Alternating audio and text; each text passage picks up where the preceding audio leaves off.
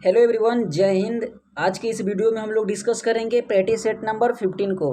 तो यह है प्रैक्टिस सेट नंबर 15। तो इससे पहले 14 तक ऑलरेडी हम लोगों ने डिस्कस कर चुके हैं। तो अगर इससे पहले वाले अगर आप लोग वीडियो नहीं देखें तो एक बार जाकर जरूर आप लोग विजिट कीजिएगा। जो कि देखिए यह रहमान सर का वॉल्यूम 2 का बुक है। तो इससे पहले सारे वीडियो को हम लोगों ने कंप्लीट कर लिए हैं प्रैक्टिस सेट, जो वो भी फुल प्रैक्टिस सेट है। तो चलिए इस वीडियो को स्टार्ट करते हैं। अगर आप लोग नए हैं तो प्लीज़ चैनल को सब्सक्राइब कर दें, जिससे कि आने वाले जो वीडियो है आपको नोटिफिकेशन मिल सके। अगर आप लोग चाहते हैं कि इन सारे वीडियो का और सभी क्लास का पीडीएफ आपको चाहिए, फुल पीडीएफ, तो आप लोग टेलीग्राम से जरूर ज्वाइन हो जाएं। डिस्क्रिप्शन में आपको लिंक मिल जाएगा। तो चलिए आज का हम लोग प्रैक्टिस सेट स्टार्ट करते हैं। यह बुक का आखिरी प्रैक्टिस सेट है। इसके बाद हम लोग प्रीवियस ईयर को एक एक करके करेंगे। चलिए वीडियो स्टार्ट करते हैं। आप लोग आखिर तक जरूर बने रहिए। अगर आप लोग नए हैं तो चैनल सब्सक्राइब करके वीडियो को लाइक कर दीजिए। देखिए यह मॉडल प्रैक्टिस सेट नंबर 15 है। तो चलिए हम लोग स्टार्ट करते हैं। कोशिश कीजिएगा कि आप लोग सारे प्रश्न को अटेम्प्ट कीजिएगा और आखिरी तक जरूर बने रहिएगा। आज का फर्स्ट प्रश्न दिया हुआ है कि मानव शरीर में, क्या प्रश्न है कि मानव शरीर में अरिष्ट जोड़ने वाली संरचना को क्या कहा जाता है। यानी जो हड्डियों को बीच में जो संरचना जोड़ी जाती है उसे हम लोग क्या कहते हैं, तो उसे हम लोग बोलते हैं लिंगामेंट, जो कि ऑप्शन नंबर ए बिल्कुल सही हो जाएगा। हम लोग हड्डियों यानी अरिष्ट के बारे में कुछ बेसिक जानकारी कलेक्ट करते हैं। देखिए मानव शरीर में कुल 206 हड्डी होती है, जो कि आप सभी लोग जानते हैं। और शिशु की अगर बात किया जाए तो इनमें लगभग 300 हड्डियाँ होती है। मानव शरीर की बात किया जाए तो हड्डी के बीच, तो देखिए हड्डी के बीच लिंगामेंट होता है, और हड्डी और पेशी के बीच टेंडन, जिसे हम लोग कंडरा कहते हैं, टेंडन। और वहीं बात किया जाए पेशी के बीच तो प्रवसनी। नेक्स्ट प्रश्न है कि सूर्य एवं तारों में ऊर्जा का प्रमुख स्रोत क्या है। तो सूर्य एवं तारों के अगर ऊर्जा के स्रोत की बात किया जाए तो नाभिकीय संलयन हो जाएंगे, यानी ऑप्शन नंबर भी बिल्कुल सही हो जाएंगे। इसमें हाइड्रोजन को हीलियम के साथ संलयन होता है, जिसमें हाइड्रोजन की मात्रा 33% एवं हीलियम की मात्रा 25% होता है। सूर्य एक तारा है जिसका उम्र 4.7 अरब वर्ग किलोमीटर है। अगर वहीं बात किया जाए सूर्य का ताप लगभग तो 61,000 डिग्री सेल्सियस इसका कोर का ताप होता है। नेक्स्ट प्रश्न है निम्नलिखित में से कौन सी प्रक्रिया गैस को द्रव में बदलता है। तो इस प्रक्रिया को हम लोग कहते हैं संघनन प्रक्रिया। ऑप्शन नंबर डी बिल्कुल सही हो जाएंगे। नेक्स्ट प्रश्न दिया हुआ है समुद्र के जल में बर्फ के टुकड़े का कितना भाग जल के ऊपर होता है। तो यह होता है 1/9 भाग, यानी ऑप्शन नंबर भी बिल्कुल सही हो जाएंगे। नेक्स्ट प्रश्न दिया हुआ है, नेक्स्ट प्रश्न है कि सूर्य की ऊर्जा मापने के लिए प्रयुक्त तापमापी निम्नलिखित में से कौन है। तो यह तापमापी हो जाएगा पूर्ण विकिरण तापमापी। ऑप्शन नंबर भी बिल्कुल सही हो जाएंगे। नेक्स्ट है कि निम्न में से किस इंद्रधनुष में लाल रंग बाहर तथा बैगनी रंग अंदर की होता है। तो यह होता है प्राथमिक इंद्रधनुष में। ऑप्शन नंबर ए बिल्कुल सही हो जाएंगे। नेक्स्ट प्रश्न दिया हुआ है कि बैरोमीटर का पाठ्यक्रम का अचानक नीचे जाना निम्न में से क्या दर्शाता है। तो अचानक से नीचे जाना और धीरे धीरे नीचे जाना और धीरे धीरे साफ होना, तो इसका कुछ लक्षण है, हम लोग ध्यान देते हैं। देखिए अचानक से जब नीचे जाएंगे तो आंधी तूफान आने की संभावना है, और धीरे धीरे जाएगा तो वर्षा होने की संभावना। वहीं धीरे धीरे पारा ऊपर की ओर जाएगा तो दिन साफ होगा। तो ये कुछ इसके 3 लक्षण होते हैं जो आप लोग ध्यान रखिएगा। नेक्स्ट प्रश्न है कि निकट दृष्टि दोष से ग्रसित व्यक्ति देख पाता है, तो उसे क्या अनुभव होता है और क्या देख पाता है। देखिए केवल निकट की वस्तु जिसका उपचार अवतल लेंस से होता है, यानी निकट दृष्टि दोष, यानी इसमें उल्टा होता है। तो निकट की वस्तुएं वो व्यक्ति देख पाता है निकट दृष्टि दोष में, और इसका उपचार क्या है, अवतल लेंस है। मानव शरीर की सबसे बड़ी कोशिका निम्नलिखित में से कौन है। तो सबसे बड़ी कोशिका की अगर बात किया जाए तो यह हो जाएंगे तंत्रिका तंत्र। ऑप्शन सी बिल्कुल सही हो जाएंगे। देखिए मानव शरीर के सबसे लंबी अगर पूछेगा तो तंत्रिका तंत्र या बड़ी में तंत्रिका तंत्र हो जाएंगे। इसे देखिए उपनाम तीसरा नेत्र भी कहा जाता है, कई बार एग्जाम का पार्ट बन चुका है। तो यह कहाँ पे स्थित होता है, तो मानव मस्तिष्क के मध्य भाग में स्थित होते हैं। नेक्स्ट प्रश्न दिया हुआ है कि वोल्टेज सेल में एनोड किया धातु का प्रयुक्त किया जाता है। तो वह प्रयुक्त किया जाता है तांबा का। जो वोल्टेज सेल में जो एनोड धातु होता है वह तांबा का बना होता है। ऑप्शन ए हो जाएंगे। उत्तल लेंस में वस्तु की स्थिति वक्ता केंद्र तथा फोकस के बीच जाए तो प्रतिबिंब की स्थिति कहाँ बनेगा। तो प्रतिबिंब की स्थिति कहाँ पे बनेंगे, देखिए 12 का ऑप्शन डी हो जाएंगे, C2 तथा अनंत के बीच बनेंगे। नेक्स्ट है कि यांत्रिक ऊर्जा को ध्वनि ऊर्जा में बदलने के लिए किस उपकरण का प्रयोग किया जाता है। तो वे उपकरण हो जाएंगे सितार। ऑप्शन नंबर ए बिल्कुल सही हो जाएंगे। देखिए यहाँ पे दिया हुआ है माइक्रोफोन, तो माइक्रोफोन क्या करता है, तो यह यांत्रिक या विद्युत ऊर्जा को ध्वनि ऊर्जा में परिवर्तन करता है। वहीं सौर सेल की बात किया जाए तो यह प्रकाश ऊर्जा को, यह देखिए प्रकाश ऊर्जा में कन्वर्ट करता है। यानी सौर ऊर्जा मतलब क्या हो गया कि सौर ऊर्जा को विद्युत ऊर्जा में, और वहीं बात किया जाए लाउड स्पीकर तो विद्युत ऊर्जा को ध्वनि ऊर्जा में परिवर्तन करता है। विद्युत बल्ब इसमें दिया नहीं है, लेकिन विद्युत ऊर्जा को प्रकाश ऊर्जा में। देखिए, दीर्घ रेडियो तरंग निम्नलिखित में से किसके द्वारा खोजा गया था, तो यह तरंग खोजा गया था उस वैज्ञानिक का नाम था मार्कोनी के द्वारा खोजा गया था। ऑप्शन बी हो जाएंगे। न्यूटन ने बल के नियम दिए थे। हेनरिक हर्ट्ज के माध्यम से क्या खोजा गया था, तो लघु रेडियो तरंग खोजा गया था। और हर्शल की बात किया जाए तो अवरक्त किरण की खोज किया गया था। स्पष्ट प्रतिध्वनि सुनने के लिए प्रवर्तक तथा तल ध्वनि स्रोत के बीच का न्यूनतम दूरी कितनी होनी चाहिए, यह दूरी होनी चाहिए, ऑप्शन बी हो जाएंगे, यानी 17 मीटर होना चाहिए। ध्वनि का कान पर कितना प्रभाव पड़ता है, यानी 1/10, यानी किसी भी आप साउंड या किसी भी आप सुनते हैं तो आपके कानों तक 1/10 यानी 1 सेकंड के 10वें भाग तक आपको यह कान तक सुनाई पड़ती है। अमोनिया गैस बनाने की हैबर विधि में उत्प्रेरक के रूप में किसका प्रयोग होता है, देखिए उत्प्रेरक के रूप में लोहा चूर्ण का प्रयोग किया जाता है। ऑप्शन ए हो जाएंगे। डोलेमाइट निम्न में से किसका धातु अयस्क है, तो यह अयस्क हो जाएंगे, ऑप्शन सी हो जाएंगे, मैग्नीशियम का हो जाएंगे, जो कि बिल्कुल सही हो जाएंगे। देखिए यहाँ पे एक प्रश्न हम लोग का मिसमैच हो गया 60 नंबर। जल के अंदर पड़ी हुई मछली वास्तविक गहराई से कुछ ऊपर उठी हुई दिखाई देती है। यह प्रकाश के किस घटना से संबंधित है, तो इस घटना को हम लोग प्रकाश के अपवर्तन कहते हैं। ऑप्शन बी हो जाएंगे। नेक्स्ट प्रश्न है कि निम्नलिखित में से किसके कारण जल की अस्थायी कठोरता होती है, तो यह हो जाएंगे कैल्शियम मैग्नीशियम के क्लोराइड सल्फेट के कारण। ऑप्शन नंबर ए हो जाएंगे। कास्टिक सोडा का रासायनिक नाम निम्नलिखित में से कौन सा है, तो इसका रासायनिक नाम हो जाएंगे, क्या हो जाएंगे, तो यह हो जाएंगे sodium hydroxide. Option number B बिल्कुल सही हो जाएंगे। नेक्स्ट है हवा एक प्रकार का है, तो हवा एक प्रकार का क्या हो जाएंगे, तो यह एक प्रकार का मिश्रण है, जो कि ऑप्शन सी बिल्कुल सही हो जाएंगे। हवा में अगर मिश्रण की बात किया जाए तो 78% नाइट्रोजन होते हैं। ऑक्सीजन की मात्रा की बात किया जाए तो 20% हो जाएंगे। वहीं आर्गन 0.9% और CO2 हो जाएंगे 0.03% हो जाएंगे। नेक्स्ट प्रश्न दिया हुआ है कि धान का खैरा रोग निम्न में से किसकी कमी के कारण होता है, तो यह हो जाएंगे जस्ता की कमी के कारण। नेक्स्ट है हड्डियों तथा दांतों को नियंत्रण एवं देखिए दृढ़ता के लिए उपयोग विटामिन निम्न में से कौन सा है, तो हड्डी एवं दांत के लिए, यानी इसमें हम सभी लोग जानते हैं कैल्शियम की आवश्यकता होती है, तो यह विटामिन डी के माध्यम से हमें प्राप्त होता है। इसका रासायनिक नाम कैल्सीफिरॉल हो जाएंगे और अन्य नाम हार्मोन विटामिन इसे कहा जाता है। कार्य इसका क्या हो जाएंगे, यानी हड्डी दांतों को निर्माण में सहायता करता है। प्राप्ति सूर्य के प्रकाश, अंडा, मछली, तेल, यकृत, दूध से प्राप्त किया जा सकता है। आप लोग अच्छे से सारे ही प्रश्न को सुनिएगा, आपको बहुत सारा सीखने को मिलेंगे। नेक्स्ट है वसा को ग्लिसरीन एवं फैटी एसिड में निम्नलिखित में से किस एंजाइम के द्वारा परिवर्तित किया जाता है, देखिए 24 का बिल्कुल सही हो जाएंगे, तो 24 का ऑप्शन नंबर सी हो जाएंगे, लाइपेज के माध्यम से। मरुस्थलीय क्षेत्र में ठगने वाले पौधे, यहाँ पे उगने वाले होना चाहिए था, उगने वाले पौधा निम्नलिखित में से क्या कहा जाते हैं, जो कि मरुस्थल क्षेत्र में पौधा उगते हैं तो उसे हम लोग मरुद्भिद कहते हैं। ऑप्शन बी बिल्कुल सही हो जाएंगे। जलोढ़विद यानी जलोढ़ में उगने वाले जल में उगने वाले पौधा को जलोढ़विद कहा जाता है। और मरोदभिद मरुस्थल में। समोदभिद की बात किया जाए तो समान मृदा में उगने वाले पौधा को कहा जाता है। और वहीं बात किया जाए हेलोफाइटा यानी दलदली भूमि में उगने वाले पौधा, लियोफाइटा चट्टानी भूमि में उगने वाले पौधा। तो यह तो कुछ अतिरिक्त पौधे के बारे में इन्फॉर्मेशन। वीडियो अच्छे लग रहे हैं तो आप लोग वीडियो को लाइक और चैनल को सब्सक्राइब जरूर करते रहिएगा, क्योंकि आपको एग्जाम तक इस चैनल के माध्यम से आपको फुल प्रैक्टिस सेट प्रोवाइड कराए जाएंगे। तो ये लगभग प्रैक्टिस सेट खत्म हो चुके हैं, तो इसके बाद जस्ट आप लोग के लिए रुक्मणी वॉल्यूम 2 का प्रैक्टिस सेट स्टार्ट कर दिए जाएंगे, जो कि आप लोग चैनल से जुड़े रहेंगे। नेपाल का संवैधानिक सीमा भारत के किस राज्य के साथ लगता है, तो नेपाल के साथ, तो यह सीमा भारत के कौन कौन से राज्य के साथ, देखिए एक से अधिक राज्यों के साथ लगता है। तो यानी एक तो बिहार के साथ अंतर्राष्ट्रीय सीमा बिहार के साथ लगते हैं।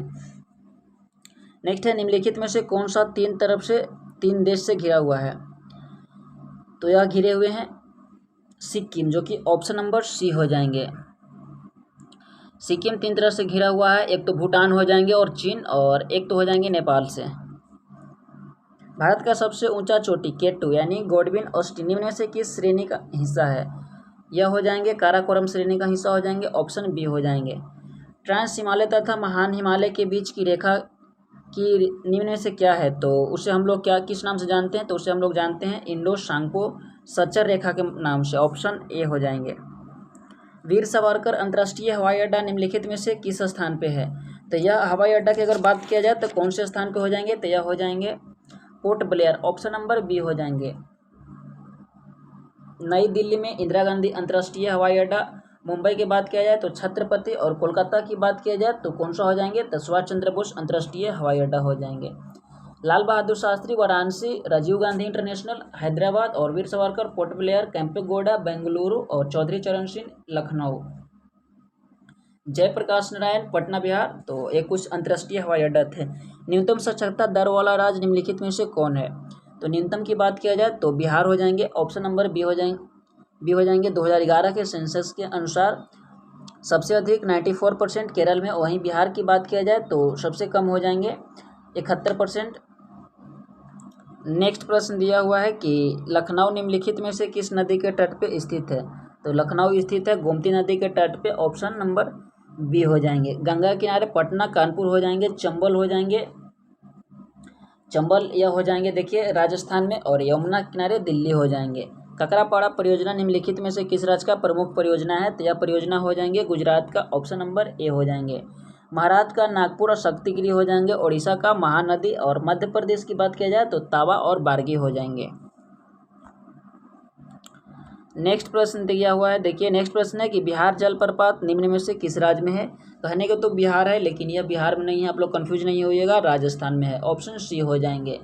कुचकल हो जाएंगे वाराही नदी कर्नाटक में, दूधसागर मांडवी नदी गोवा में, और जोग और शरावती कर्नाटक। शिव समुद्रम की अगर बात किया जाए तो यह हो जाएंगे कावेरी कर्नाटक। पुराने जलोढ़ निम्नलिखित में से किस नाम से जाना जाता है? तो पुराने जलोढ़ को हम लोग बांगड़ कहते हैं, और नई जलोढ़ को हम लोग खादर कहते हैं। तो 35 ऑप्शन नंबर बी हो जाएंगे। अब लोग ध्यान रखिएगा, वैसे ज़्यादा वीडियो लंबा हो जाएगा, ज़्यादा एक्सप्लेन करूँगा क्योंकि यह प्रैक्टिस सेट है, इसलिए केवल ऑप्शन ही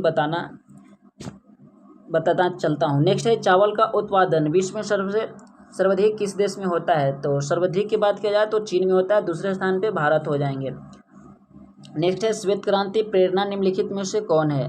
तो प्रेरणेता यानी भारत में इन्होंने ही इस कार्य को मतलब व्यापक स्तर पे किए थे, तो इनको किन्हें कहा जाता है? तो वर्गीस कुरियन को कहा जाता है।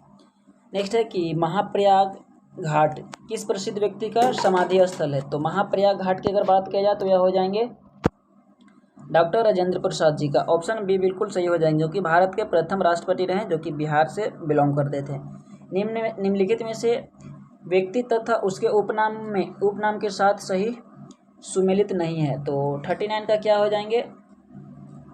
शहीद आजम भगत सिंह को कहा जाता था, अजात शत्रु सुभाष चंद्र बोस, महामाया मदन मोहन मालवीय, और कायदे आजम मोहम्मद अली जिन्ना। तीन में से एक उपनाम है जो सही सुमेलित नहीं है, तो कौन सा हो जाएंगे? तो यह हो जाएंगे यहाँ पे ऑप्शन बी हो जाएंगे, अजात शत्रु सुभाष चंद्र बोस को नहीं कहा जाता है। आप लोग कमेंट बॉक्स में जरूर बताइएगा किसे कहा जाता है। नेक्स्ट है कि एशियाई विकास बैंक का मुख्यालय कहाँ है? तो इसका मुख्यालय की अगर बात किया जाए तो यह हो जाएंगे मनीला फिलीपींस में, ऑप्शन नंबर ए हो जाएंगे बिल्कुल सही।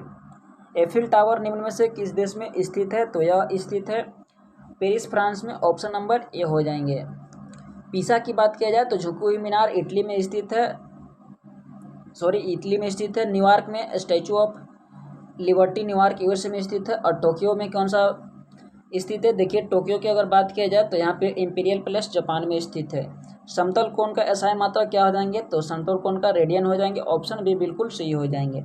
चेचक का टीका के खोजकर्ता निम्नलिखित में से कौन सा था? तो चेचक की टीका की अगर बात किया जाए तो यह हो जाएंगे Edward genre, option number A बिल्कुल सही हो जाएंगे। रेबीज के टीका की बात किया जाए तो लुई पास्चर हो जाएंगे, और बेटिंग इंसुलिन की खोज किए थे वाटसन, डीएनए के खोज किए थे। नेक्स्ट है कि कनाडा का राष्ट्रीय खेल निम्नलिखित में से कौन सा है? यह हो जाएंगे ice hockey, option number A बिल्कुल सही हो जाएंगे। टेबल टेनिस की बात किया जाए तो यह हो जाएंगे चीन का। वॉलीबॉल की बात किया जाए तो यह हो जाएंगे श्रीलंका, और वहीं बात किया जाए रग्बी फुटबॉल तो स्कॉटलैंड हो जाएंगे। तो ये कुछ थे। भारत का प्रथम परमाणु रिएक्टर निम्नलिखित में से कौन था? तो परमाणु रिएक्टर प्रथम हो जाएंगे अप्सरा, ऑप्शन से बिल्कुल सी हो जाएंगे। भारतीय थल सेना दिवस निम्न में से किस तिथि को मनाया जाता है? तो यह मनाया जाता है प्रत्येक वर्ष 15 जनवरी को मनाया जाता है। वहीं बात किया जाए 4 जनवरी को तो लुई ब्रेल दिवस मनाए जाते हैं। 9 जनवरी को प्रवासी भारतीय दिवस मनाए जाते हैं। 12 जनवरी को युवा दिवस मनाए जाते हैं, राष्ट्रीय युवा दिवस। और 30 जनवरी को मनाए जाते हैं शहीद दिवस, कुष्ठ निवारण दिवस। तो आप लोग ध्यान रखें। चित्रों को पर्दे पर प्रक्षेपण करने के लिए निम्नलिखित में से किसका प्रयोग किया जाता है? तो यह प्रयोग किया जाता है एपिडोस्कोप। ऑप्शन नंबर ए हो जाएंगे बिल्कुल सही। नेक्स्ट है कि पेनिसिलिन का आविष्कार निम्नलिखित में से किसके द्वारा किया गया था? तो यह किया गया था अलेक्जेंडर फ्लेमिंग के द्वारा। ऑप्शन ए हो जाएंगे। देखिए जी मार्कोनी के माध्यम से किया गया था रेडियो टेलीग्राफी का, और फ्रंटले हेटले के माध्यम से किया गया था जेट इंजन। वहीं रॉबर्ट वाटसन वाट के माध्यम से किया गया था रडार का आविष्कार। भारतीय थल सेना का पूर्व कमांडर का मुख्यालय निम्नलिखित में से किस स्थान पे है? तो यह मुख्यालय हो जाएंगे कलकत्ता। ऑप्शन नंबर बी हो जाएंगे। देश का सबसे बड़ा राष्ट्रीय पुरस्कार निम्नलिखित में से कौन सा हो जाएंगे? तो भारत रत्न हो जाएंगे 50 का। ऑप्शन नंबर ए हो जाएंगे। इसका स्थापना 1954 में किया गया था। 26 जनवरी को राष्ट्रपति के द्वारा यह प्रदान किया जाता है। प्रत्येक वर्ष अधिकतम 3 व्यक्ति को मिल सकता है, और सबसे प्रथम बार 1954 में मिला था 3 व्यक्ति को, सी गोपालचारी, चंद्रशेखर वेंकटे रमन और सर्वपल्ली राधाकृष्णन को। और मरणोपरांत सबसे पहले दिया गया था लाल बहादुर शास्त्री को। नेक्स्ट प्रश्न है कि हड़प्पा के स्थलों निम्नलिखित में से किस स्थान से जोते हुए खेत का साक्ष्य प्राप्त होता है? तो जोते हुए साक्ष्य की अगर बात किया जाए तो यह प्राप्त होता है ऑप्शन नंबर बी हो जाएंगे कालीबंगा से। ऑप्शन बी बिल्कुल सही हो जाएंगे। अबलानंद घोष के माध्यम से 1951 में इसे खोजा गया था। नेक्स्ट है कि अकबर के काल में अनेक ग्रंथों को फारसी में अनुवाद किया गया था। इस क्रम में रामायण का अनुवाद किया गया था? तो वह व्यक्ति निम्नलिखित में से कौन था जिन्होंने रामायण को अनुवाद किया था? तो वह था बदायूनी। ऑप्शन सी हो जाएंगे बिल्कुल सही।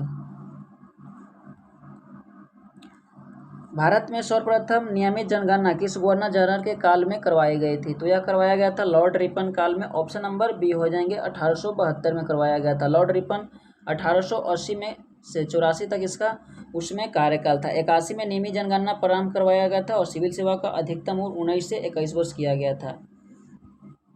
इस समय प्रथम जो कारखाना अधिनियम भी पास हुआ था। तो बहुत सारे फैक्ट हैं, बताने को तो बहुत सारे हो जाएंगे। नेक्स्ट है कि वैदिक काल में नदियों के नाम से वर्तमान नदी का नाम निम्नलिखित में से कौन सा सम्मिलित नहीं है? यह हो जाएंगे विस्तरा, सतलज नदी। ऑप्शन डी हो जाएंगे। तराइन की प्रथम युद्ध जो पृथ्वीराज चौहान तथा मोहम्मद गौरी के बीच हुआ था, किस वर्ष हुआ था? तो वह युद्ध हुआ था 1991 में, 1191 में हुआ था। ऑप्शन बी हो जाएंगे बिल्कुल सही। कांग्रेस के किस अधिवेशन में पहली बार वंदे मातरम गाया गया था? तो यह गाया गया था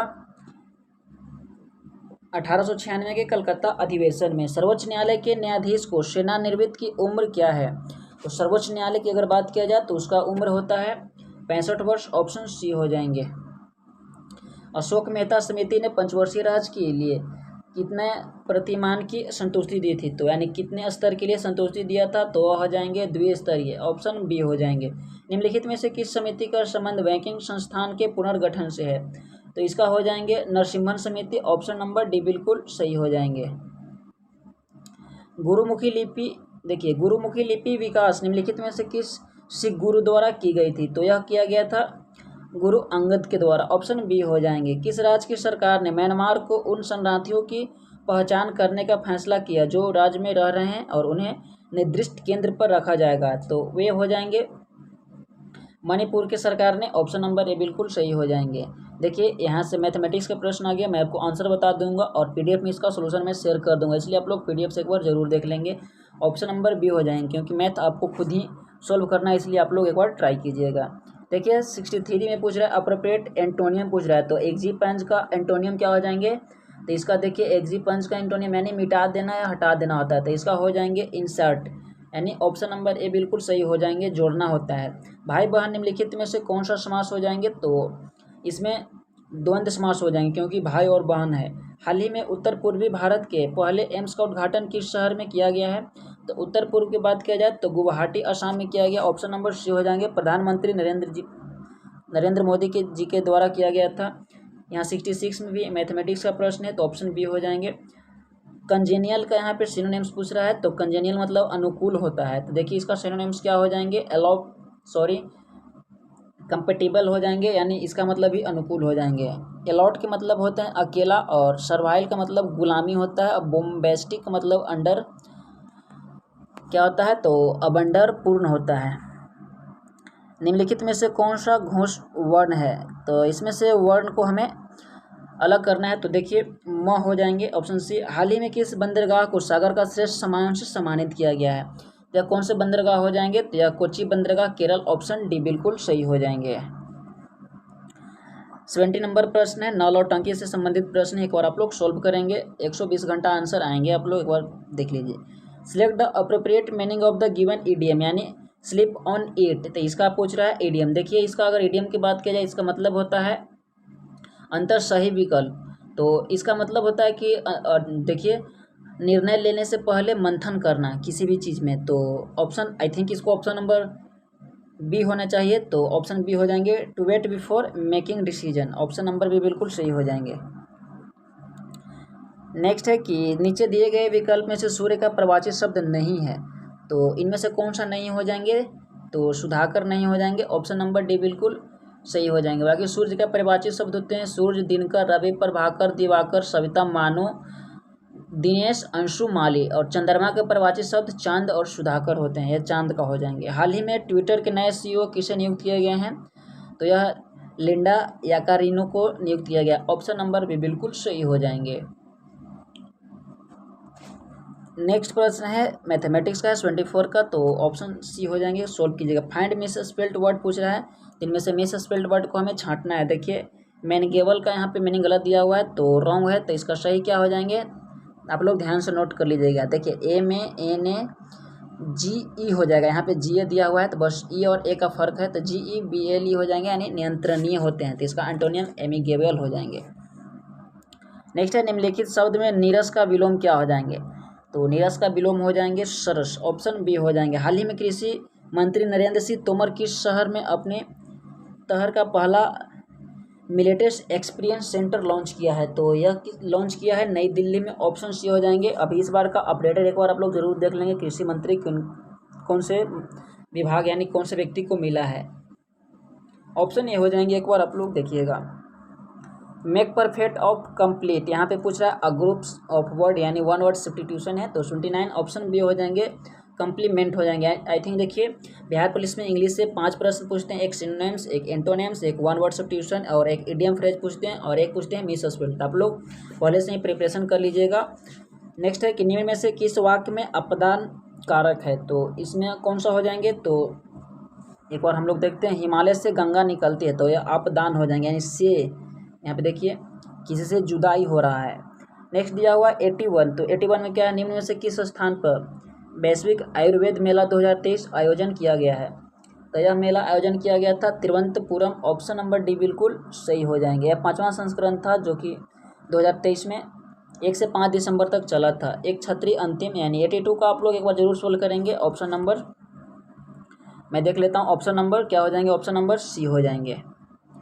select the correctly indirect from the given sentence, तो इनडायरेक्ट भी एक दिया हुआ है, तो आप लोगों ने गौर कर रहे हैं कि कितने प्रश्न इसका बन रहे हैं यहाँ पे इंग्लिश का। देखिए Shubham said that he had broken his glasses, यानी ऑप्शन नंबर डी हो जाएंगे, तो आई थिंक 5+ इंग्लिश का प्रश्न बन रहे हैं।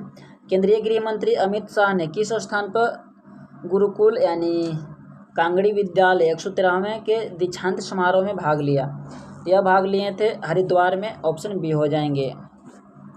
85 का ऑप्शन नंबर सी हो जाएंगे। नेक्स्ट है कि for reaching the station they hired on a auto, तो इसका क्या हो जाएंगे, तो for reaching the station on auto was hired by them, option B बिल्कुल सही हो जाएंगे। हाल ही में किस संगठन ने घोषणा की है कि मंकी पॉक्स और कोरोना अब वैश्विक स्वास्थ्य आपात नहीं है, तो सभी लोग जानते हैं कि WHO ने जो कहता है वही सत्य माना जाता है, ऑप्शन सी हो जाएंगे। नेक्स्ट है सिकंदर के सेनापति सेलुकस निकेटर को चंद्रगुप्त मौर्य द्वारा निम्नलिखित में से किस वर्ष पराजित किया गया था, तो इसको पराजित किया गया था 304 BC में। संविधान के किस अनुच्छेद के तहत कार्यपालिका को न्यायपालिका का पृथकीकरण प्रावधान है, तो यह आर्टिकल नंबर कौन से हो जाएंगे, तो आर्टिकल नंबर 50 में यह प्रावधान है, ऑप्शन डी हो जाएंगे बिल्कुल सही। हाल ही में श्रीलंका के पर्यटन क्षेत्र में शीर्ष स्थान पे कौन रहा है? तो अपना पड़ोसी है श्रीलंका, तो वहाँ पे सबसे अधिक भारत ही रहा है। ऑप्शन नंबर ए हो जाएंगे। यह सत्य होगा कि भारत का परिभाषित किया जाए तो देखिए एक श्रम अधिक वाली अर्थव्यवस्था के रूप में। हाँ, भारत अभी एक विकासशील देशों की श्रेणी में आता है, नॉट अ विकसित, तो ऑप्शन बी हो जाएंगे बिल्कुल सही। नेक्स्ट है कि दिल्ली सल्तनत के सबसे विद्वान शासक निम्नलिखित में से कौन था? तो यह हो जाएंगे मोहम्मद बिन तुगलक, ऑप्शन सी हो जाएंगे। भारतीय संविधान के अंतर्गत कितने प्रकार के आपातकाल की सोच है? तो 3 प्रकार के हैं, राष्ट्रीय आपातकाल, राष्ट्रपति शासन और वित्तीय आपातकाल। ऑप्शन बी बिल्कुल सही हो जाएंगे। लंपट मूर्ख निम्न में से किस मुगल शासक को कहा जाता था? तो किनको कहा जाता था लंपट मूर्ख? तो यह दिया गया था अवधारणा जहादर शाह को। ऑप्शन बी हो जाएंगे। स्वतंत्रता से पूर्व भारत की राष्ट्रीय आय तथा प्रति व्यक्ति आय के संबंध में किसने अनुमान लगाए थे? यह एक बड़े ही इकोनॉमिस्ट थे, तो उनका नाम क्या था? तो उनका नाम था दादा भाई नौरोजी ने। नौरोजी तथा सिराज थे, दोनों थे, लेकिन वैसे दादा भाई नौरोजी ने ही सर्वप्रथम बार बताने का प्रयत्न किया था। भारत के संविधान के किस भाग में हम नागरिकता के संबंधित प्रावधान को पाते हैं? तो यह कौन सा भाग हो जाएंगे? तो भाग 2 में हो जाएंगे, ऑप्शन बी हो जाएंगे, जो कि 6 से 11 तक इसका आर्टिकल दिए हुए हैं। और 97 का क्या हो जाएंगे? 97 का ऑप्शन सी हो जाएंगे। कांवर झील अभ्यारण्य बिहार के किस जिला में स्थित है? तो यह स्थित हो जाएंगे बेगूसराय में। ऑप्शन नंबर बी बिल्कुल सही हो जाएंगे। देखिए और भी कुछ हम लोग बिहार के बारे में डिस्कस कर लेते हैं, क्योंकि अब बिहार का एग्जाम है तो कई बार बिहार से रिलेटेड एग्जाम में क्वेश्चन बनते हैं। देखिए यहाँ दिया वाल्मीकि की अगर बात किया जाए तो पश्चिम चंपारण में हो जाएंगे, गौतम बुद्ध पक्षी विहार गया में और नागी बांध पक्षी विहार जमुई में। वहीं उदयपुर वन्यजीव अभ्यारण्य पश्चिमी चंपारण और भीम बांध वन्यजीव अभ्यारण्य मुंगेर, नकटी डैम वन्यजीव अभ्यारण्य जमुई और कांवर झील वन्यजीव अभ्यारण्य बेगूसराय, कैमूर वन्यजीव अभ्यारण्य रोहतास और राजगीर वन्यजीव अभ्यारण्य नालंदा। तो आप वीडियो को पॉज करके इसे नोट डाउन करके एक बार जरूर पढ़ लेंगे, अन्यथा मैं आपको PDF शेयर कर दूंगा। कोयला का सर्वाधिक उत्पाद बिहार के किस जिला में होता है? तो बिहार के सबसे अधिक जिला औरंगाबाद में होता है। ऑप्शन नंबर ए बिल्कुल सही हो जाएंगे। देखिए बिहार में कौन कौन से कोयला पाए जाते हैं? तो डोलोमाइट जो कि रोहतास में सर्वाधिक होता है। कोयला की अगर बात किया जाए तो औरंगाबाद जिला, मैग्नीज गया व मुंगेर वाले क्षेत्र में पाए जाते हैं। वहीं लिथियम की बात किया जाए तो गया, और सीसा की बात किया जाए तो भागलपुर, और चूना पत्थर रोहतक और कैमूर। तो जितने भी बिहार में खनिज संसाधन और बांध डैम हो जाएंगे, पक्षी अभ्यारण्य और नेशनल पार्क हो जाएंगे, इन सारे का आप लोग जरूर ध्यान रखिएगा। यहाँ से आपको प्रश्न जरूर देखने को मिलेंगे। केंद्रीय पर्यावरण मंत्री भूपेंद्र यादव ने हाल ही में किस शहर में अरावली ग्रीन परियोजना का शुभारंभ किया है? यह अरावली ग्रीन परियोजना का शुभारंभ किया है गुरुग्राम हरियाणा में। तो ये थे आज का प्रैक्टिस सेट नंबर 15, जो कि इस बुक का आखिरी प्रैक्टिस सेट था। इसके बाद हम लोग प्रीवियस ईयर प्रैक्टिस सेट को डिस्कस करेंगे। तो आई होप कि आपको सारे प्रश्न समझ में आए होंगे। मैं मिलता हूँ आपसे नेक्स्ट वीडियो में, तब तक के लिए आप सबको बहुत बहुत धन्यवाद वीडियो देखने के लिए। Thank you so much. जय हिंद।